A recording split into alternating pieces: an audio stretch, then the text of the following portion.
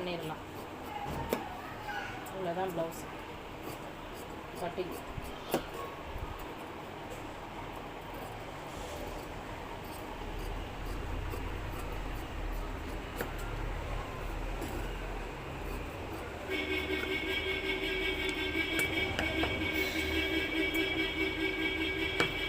இது ரெண்டுத்தையும் பிடிச்சி இது சரியாக வருதான்னு பாருங்கள். இது பாருங்கள் சரியாக இருக்குல்ல. இது சரியாக இருந்தால் தான் உங்களால் இந்த டாட்டை வந்து அப் அண்ட் டவுன் இல்லாமல் தைக்க முடியும்.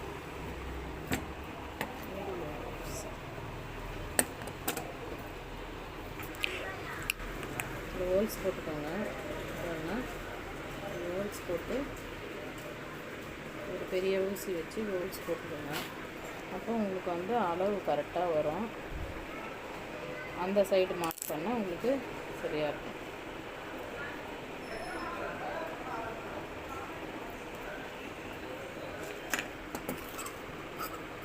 இது பெருசாக இருக்குது, நான் கொஞ்சம் கட் பண்ணிக்கிறேன்.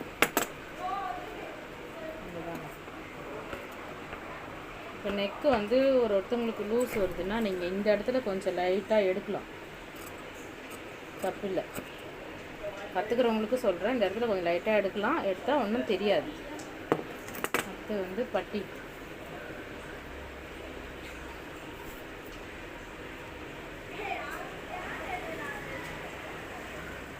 பட்டி நான் 4ஆகவே போட்டுக்கிறேன்.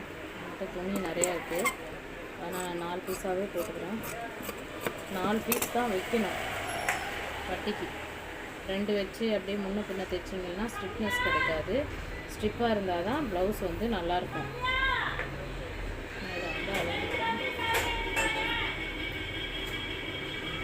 இதை மைனஸ் பண்ணிக்கணும்.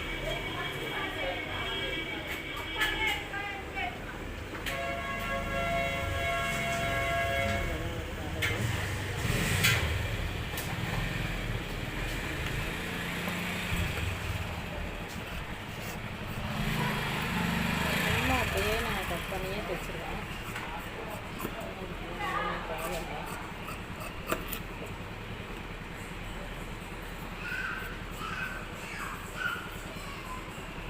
இது வந்து ஃப்ரண்ட்டு கண்டுபிடிக்கிறதுக்காக நான் இங்கே கொஞ்சம் ஒரு இது கட் பண்ணிக்கிறேன்.